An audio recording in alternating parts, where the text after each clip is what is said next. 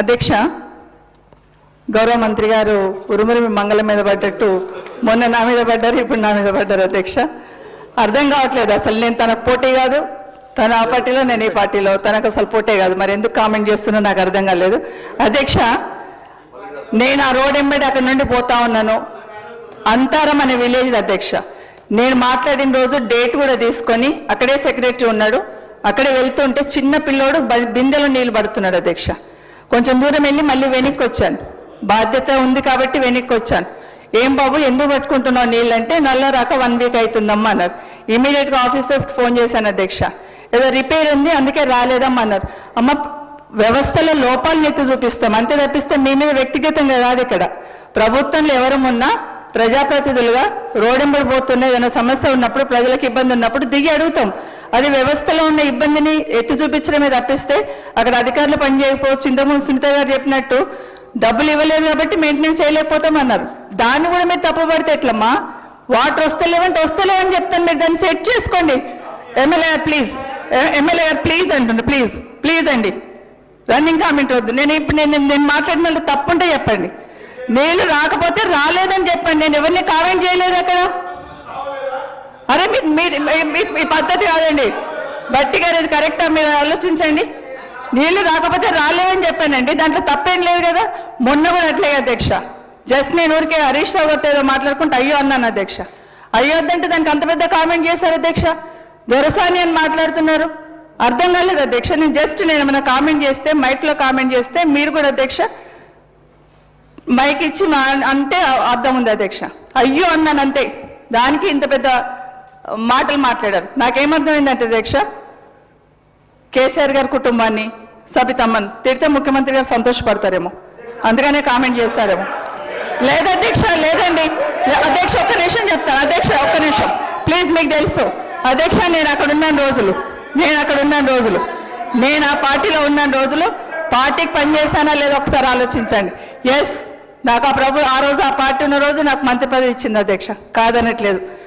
Thanks to Sonia Gandhi గారు, ఆ రోజున రాజశేఖర రెడ్డి గారికి, ఆ రోజున కిరణ్ కుమార్ రెడ్డి గారికి, రోషయ్య గారికి, మొన్న ఇచ్చిన కేసీఆర్ గారికి కూడా మంత్రి పదవి ఇచ్చారు. అధ్యక్ష, అధ్యక్ష మీరు మన జిల్లా పార్టీకి నేను సర్వీస్ చేయలేదు. అధ్యక్ష, ఎస్, పార్టీ మంచి చేసింది అన్నప్పుడు పార్టీ చేసిన నష్టం కూడా చెప్పుకుంటాం. అధ్యక్ష, నా మీద 5 CBI కేసులు రాజశేఖర రెడ్డి కుటుంబాన్ని కొట్టడానికి నా మీద పెట్టలే. అధ్యక్ష, నేను ఒక్క మాట మాట్లాడానా?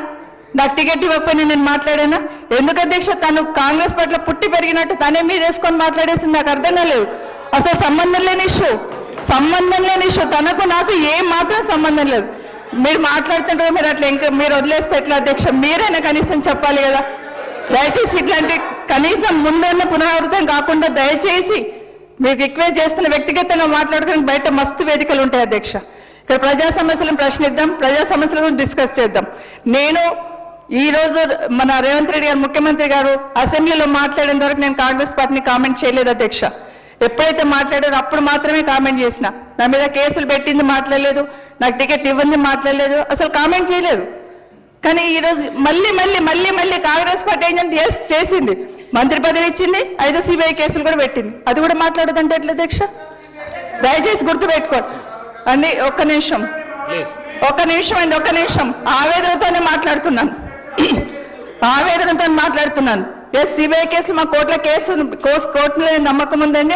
మేము ఏం చేస్తాం, మాకు నిజాయితీ ఉంది కాబట్టి ధైర్యంగా ఎదుర్కొంటున్నాం. ఆ రోజు కేంద్రంలో కూడా కాంగ్రెస్ పార్టీ ఉంది. అధ్యక్ష, వాస్తవంగా ఒక్క మాట అన్నాను. అధ్యక్ష, వీడియో చూసినని చెప్తున్నారు కదా.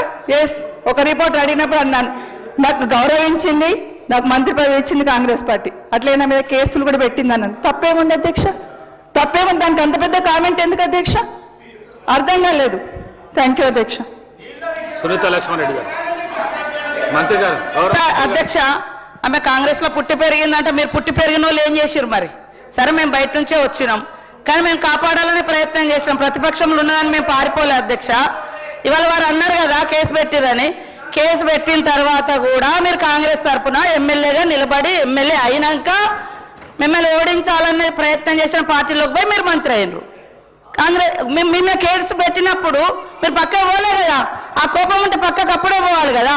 మీరు ఇదే పార్టీ తరపున ఎమ్మెల్యే అయినరు కదా. మరి ఆ రోజు కూడా అధ్యక్ష, ఆ రోజు కూడా నేను వారి పేరు పెట్టలే, ఇక్కడ గులుగుతా ఉండే అధ్యక్ష. మీరు మాట్లాడినప్పుడు విన్నారు కదా సార్ అధ్యక్ష, ఆ రోజు కూడా వారి పేరు పెట్టలే. ఇవన్నీ ఎందుకు చదువుతుండో మరి అర్థం కావట్లేదు. నేను రిజైండర్ కూడా ఆ రోజు మా తల్లితోటి వెంటనే నేను తెప్పించిన అధ్యక్ష. అక్కడ పిల్లలు ఆడుకుంటా అంటే అయ్యో కేసీఆర్ లేడు కాబట్టి నీళ్ళు కూడా వస్తారు. అంటే కేసీఆర్ లేకుండా ఊళ్ళల్లో నీళ్ళే రావగా, అది వ్యవస్థ. ఇప్పుడు ఈ భవనం కట్టినా లేడు, ఈ భవనాన్ని వాడుకుంటలేమా అధ్యక్ష? నిజాం లేడు, వాడుకుంటలేమా? ఇవాళ మిషన్ భగీరథది మేము 100% సక్సెస్ చేయాలని, దాన్ని వృధా కాకుండా చేయాలని కాపాడడం కోసమే ఊళ్ళల్లో కూడా అవేర్నెస్ ఇస్తా ఉన్నాం.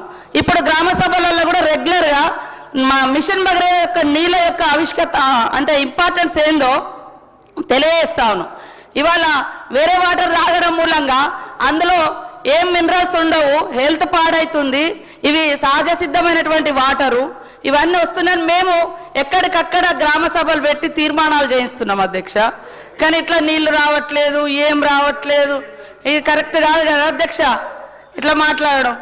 మీరెందుకు ఆవేదన పడుతున్నారో మాకు అర్థమవుతుంది. ఆ రోజు నన్ను అన్నందుకు మరి మేము అన్నాము, అరే ఇక్కడ 10 ఏళ్ల కింద జరిగిన అభివృద్ధిని అవతల ఉన్నోళ్ళు విమర్శిస్తున్నారు. నేను టీడీపీ ఉన్నప్పుడు అధికారంలో లేని, ఓడిపోయినాకనే వచ్చిన, కాంగ్రెస్ అధికారంలో ఉన్నప్పుడు కూడా లేను సార్. కానీ ఈ పార్టీలో ఉన్నప్పుడు ఆ పార్టీ మంచి చెడులను కూడా భుజాన్ని వేసుకోవాల్సిన అవసరం ఉంటుంది. అప్పుడు మీరు మంత్రిగా ఉన్న విషయాలను కూడా అవతల విమర్శిస్తుంటే మీరు అక్కడ అవును అవును అనే మాట్లాడుతుంటే నాకు ఆవేశం వచ్చింది అధ్యక్ష. అందుకనే నేను ఆ రోజు అయ్యో దొరసానే అన్నాం. అది మీరు మైక్ తోటి మాట్లాడలే, అసలు మీ పేరు కూడా పెట్టలే. 3 ఉన్నారు ఆడ ఎమ్మెల్యేలు, 3 ఎమ్మెల్యేలు ఉన్నారు. ఇప్పుడు కూడా నేను చాలాసేపు ఆ మేడం మాట్లాడుతుంటే విన్నా అధ్యక్ష. కానీ అసలు ఏం అంటే ఇప్పుడు మొత్తం అప్పుడే డెవలప్ అయినాక ఇంకా నేనేం చేయాలి అధ్యక్ష? అన్ని బాగున్నాయి అంటున్నారు. ఇప్పుడేం మళ్ళీ ఒక్క రోడ్ లేదు, ఒక్క వాటర్ ట్యాంక్ లేదు అని మళ్ళీ ఇట్లా అంటారు. ఇది కరెక్ట్ కాదు కదా అధ్యక్ష, ఇది కరెక్ట్ కాదు కదా. అంత ఇప్పుడు ఆమెకు నా మీద ద్వేషం ఉండొచ్చు, పాపము వాళ్ళు అటు పోయారు కాబట్టి అయ్యో సీతక్క వచ్చి ఇక్కడ మంత్రి అయిందని. నాకేమనుకుంటే వాళ్ళని బతిలాడినాం అధ్యక్ష, వాళ్ళని బతిలాడినాం, ఉండండి అని బతిలాడినాం అధ్యక్ష. అట్లేం లేదు, మాకేం ఆమె మీద గౌరవం. నిన్నగాక మొన్న కూడా అనుకున్నాం ఆమె మీద గౌరవం, లక్ష్మమ్మ మీద కూడా గౌరవం, మాకు వ్యతిరేకం ఏం లేదు సార్. కానీ ఆ మాటలు అన్న తర్వాత ఫస్ట్ టైం నేను కూడా ఆ రోజు అన్నా అట్లాగా ఆ గవర్నమెంట్ 10 ఏళ్ళు వాళ్ళు మంత్రులు ఉన్నప్పుడు అన్న విషయాలను కూడా వాళ్ళు విమర్శిస్తుంటే, వాళ్ళని అట్లా సమర్థిస్తుంటే అప్పుడు అనాల్సి వచ్చింది అధ్యక్ష. కాబట్టి అందులో నాకు వ్యక్తిగతంగా ఆమె కేటగిరీ వేరు, నా కేటగిరీ వేరు, నా రాజ్యం వేరు, వాళ్ళ రాజ్యం వేరు. ఎక్కడో మాది అడవులు, వాళ్ళు హైదరాబాద్ సిటీ, వాళ్ళ ఉన్నత వర్గాలు, మేము అడవి బిడ్డలం అధ్యక్ష. మాకెక్కడ వాళ్ళతో కంపారిజం లేదు అధ్యక్ష, మాకు వాళ్ళకి ఎక్కడ కంపారిజం లేదు. మేము ఎక్కడో ఉండేటోళ్ళు, మీరు ఇక్కడ ఉండేటోళ్ళు, కాబట్టి అది కరెక్ట్ కాదు. మీ మీద మాకు వ్యక్తిగతమైన ద్వేషం లేదు. మీరు అన్న మాటలను ఒకసారి మీరు పరిశీలించుకోవడం నేను కోరుతా ఉన్నా అధ్యక్ష. సునీత లక్ష్మణ్ రెడ్డి గారు కూర్చోండి అధ్యక్ష. లేదని చెప్పింది కదా, మీ మీద ఎటువంటి విద్వేషం లేదని చెప్పింది. అధ్యక్ష మంత్రి గారు అంటే మాకు గౌరవం అధ్యక్ష. ఒక మంత్రి అయిన తర్వాత వ్యవస్థను చూస్తాం, వ్యవస్థలో తను నిర్వహిస్తున్న శాఖలో వ్యవస్థ లోపాలు ఎత్తి చూపిస్తాం తప్పిస్తే